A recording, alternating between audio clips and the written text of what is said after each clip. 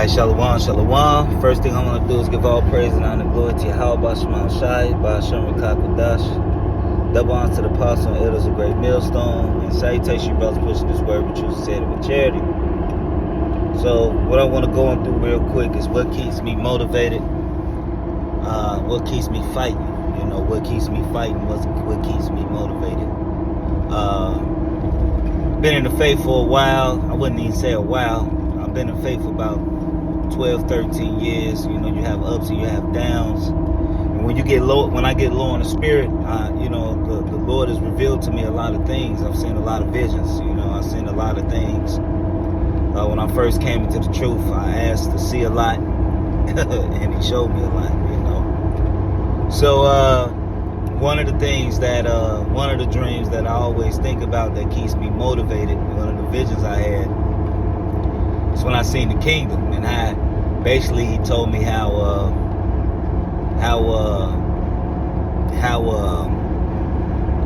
He showed me basically how much at peace we're gonna be, how much at peace we're actually going to be.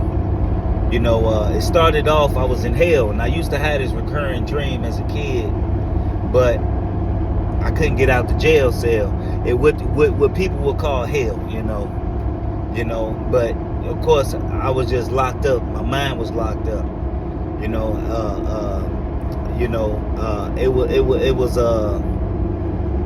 was a cell I was in, and I hear people moaning and groaning outside the cell, and this was like a recurring dream. I had this dream multiple times, but I was always locked up. I could never get out the cell. I was just sitting there locked up in the cell.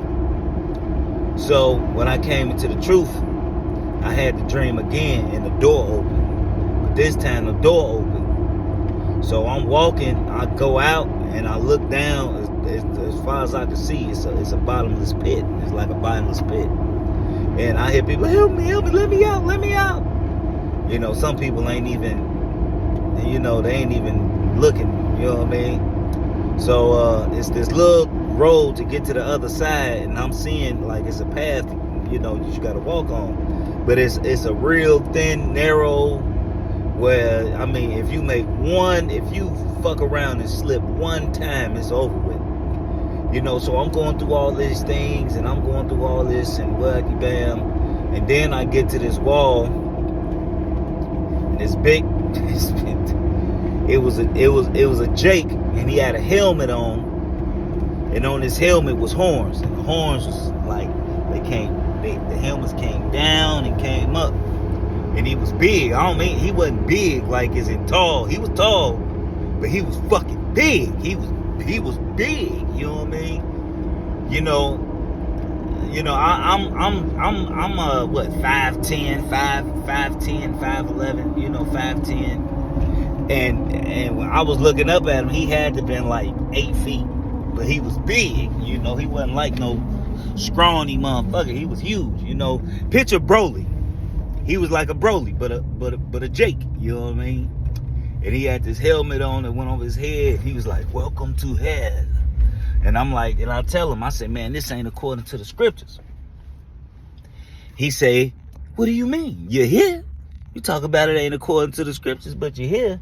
I say, "Look, man, this ain't according to the scriptures, man. This ain't in the scriptures, man. This ain't right." And I looked around these wall, and the wall went around. It's like hieroglyphics, like on the wall, you know. And he looked at me, and he just kept looking at me. He was like, "You keep saying that this is not in the scriptures, but you are here, you know." And he kept telling me that, big dude, big deep voice. And I said, "This ain't according to the scriptures." And he looked at me and smiled. Boom! Motherfucking hole busted open. He just disappeared. So while I was standing, it was like a cul-de-sac. It was like one nowhere to go. It was a dead end. And I heard boom, and all the rocks and the dust went away. And the rocks and the dust went away, and the rock fell down, but it was a hole to get out. And when I stepped on the rock, it started to go through the mountain. It turned into a mountain like. Then it was water. Then after the water, I heard people like. Then I started to feel the mist of the water hitting my face. I felt the mist of the water hitting my face. Like I felt it. Like I was there. You know what I mean? That's how it felt. Like I was there. Like the scriptures say, talk about, and the Lord carried me away in the spirit, and that's literally how it felt. You know, when it turned, now the rock that I was on turned into a raft, and I started to see different people pop up on the raft, and the different people's popping up all over on the raft. And I remember seeing a friend I grew up with. It was more like a brother, and I seen him on the raft, and I knew he was gonna die. When I seen him on the raft, he was smiling, and you know, he was like, but when I seen him on the raft, I knew he was gonna die. I knew he was about to die. So we on the raft, so the light is literally like a light at the end of the tunnel. So we getting closer to the light at the end of the tunnel, and I hear like rushing water, like a waterfall. So this mountain comes out, and it's a waterfall. So when we come out, everybody like, whoa, because the raft, when I came out, it was like we coming out like this, but the mountain was like this, and it was people, like it was buildings and everything. It was old men. They had, you know, it was older men. It was, you know, men with staff. What, you know, I didn't see no women at this time, but everybody was peaceful. It was quiet. And when we coming out, I'm looking up at everything, and everybody is peaceful. They, you know, everybody's peaceful, laughing, enjoying a good time, just enjoying the day. You know, and I look out, and the water was fucking blue, man. And it's the daytime at this point, you know, but it was blue. It was like looking at oh man, I would say that the best way to describe it is like a deep, dark neon blue. And you know, the more I think about the dream, it's like a deep, dark, like a light, a shade lighter than a navy blue, but it was just blue. It was blue. That shit was blue. You know what I'm saying? It was blue. And I'm looking at the water, and I'm like, damn. You know, so everybody like, it's because the raft was about to go down, you know, towards the river, you know. And everybody else went down the raft to go down towards the city, and I was just floating. And, you know, everybody went down, but I'm floating. And the whole time in the dream, I'm looking for my wife. You know, it's a woman I deal with. You know, I dealt with. And I was looking for her, like, where's she at? Where's she at? Where's she at? You know, I'm like, damn, where my bitch? You know what I'm saying? You know, it's crazy. You know, but, you know, and I'm flying, as I fly up and I look over the city. It's all crispy white stones. All the buildings are beautiful. It's like, you know, you go to a suburbs. It wasn't really too many high buildings. It was like suburb. I'm a Levite, so I don't know if that had anything to do with it or whatever. But it was like a suburb. You know, it wasn't like, it was nice and calm. It was peaceful. It was beautiful. You know what I mean? So I fly over and I go to this woman's house. She's an older woman. And I say, excuse me, ma'am. And her wood, now her house is like in the mountain, but out the mountain. It was like a hill, but it was in the hill, and the other half of the house is sitting out the hill. And the wood on her floors was so orange. It was orange. Like, it was, you know, it was fucking orange. You know what I mean? And I looked down, and the wood was so glossy. And it was just the most beautifulest wax job, whatever the wood was beautiful. It's like somebody took wood and put glass over the wood and polished the glass. That's how the wood looked, you know. But it was wood. It wasn't glass or nothing. It was wood. And she had a beautiful countertop, and when you walked in the front door, you walked right into it. You had a little walkway, but it was all open. And I walked, she was in there eating the kitchen. I say, excuse me, such and such, have you seen my wife? She say, no, baby, I ain't seen your wife. Have you checked over by XY? I say, no, but thank you. I'm going to go check over there. You know, and I'm looking at her living room. Oh, my God. The whole front of the whole front of her house was a fucking window. The whole house, the whole front of the house. It wasn't like different pieces of glass. It was one solid piece of glass. You know, and here Esau, he can't make a big solid piece. It was one solid piece of glass. And that was her front to her house was one solid piece of glass. And I'm looking at the house, and then the sun was coming in, hitting the wood. It was like sunset, so the sun was coming in, hitting the wood and everything.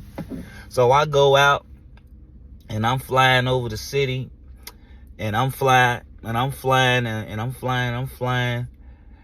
then I get down, and I go towards the water. I go towards the lake, and there's a woman. She had a head wrap on. She had a head wrap, and her head wrap went all the way down to to the back of her legs. It was all the way down to her calves, and it was kids playing, and I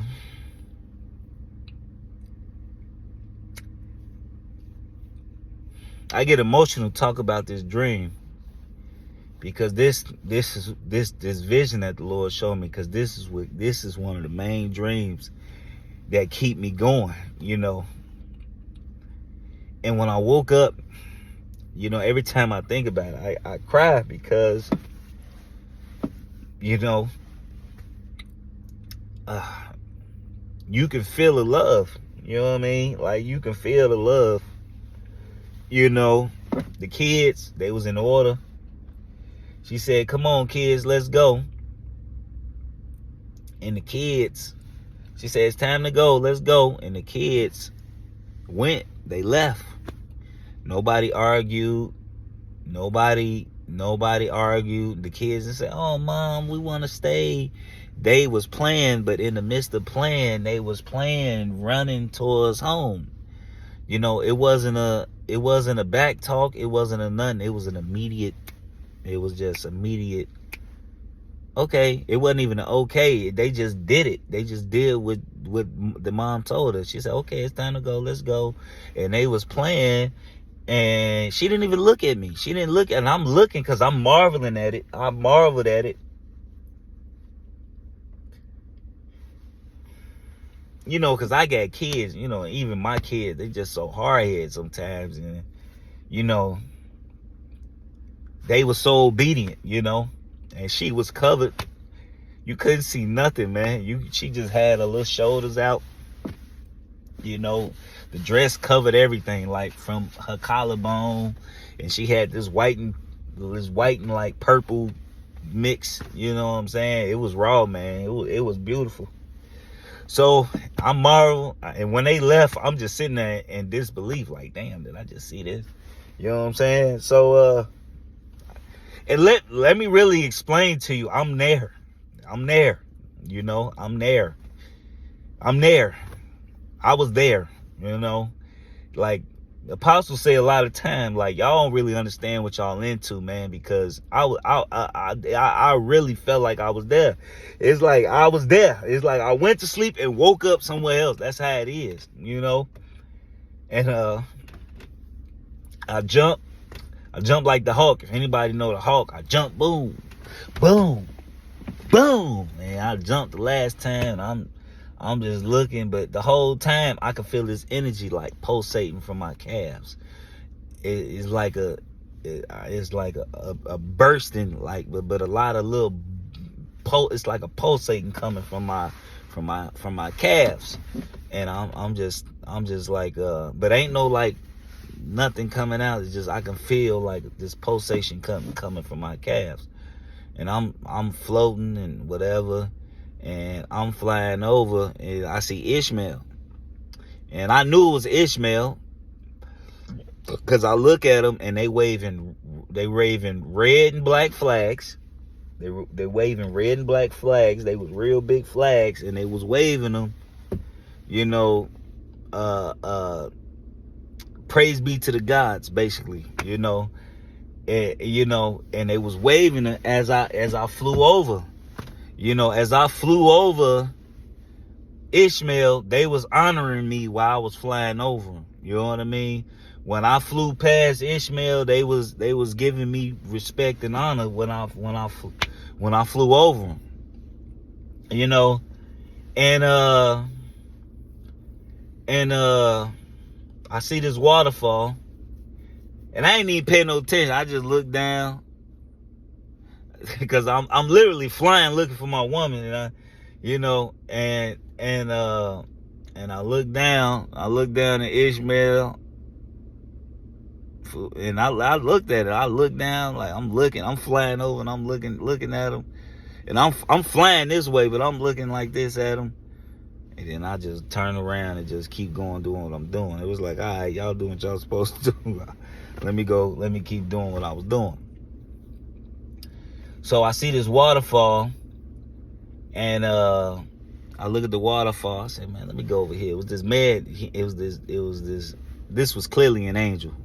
It didn't look like a human, but it had the form of a human. You know what I mean? Like, you know, as you would say, in your mind, it had the basic concept of a human body. You know, it had a head, legs, arms. You know what I mean? But it did not look like no human. You know what I'm saying? The face was brown. It was like I would say a fall leaf brown. You know, like the dead leaf. It was a dead leaf brown, like a dark one.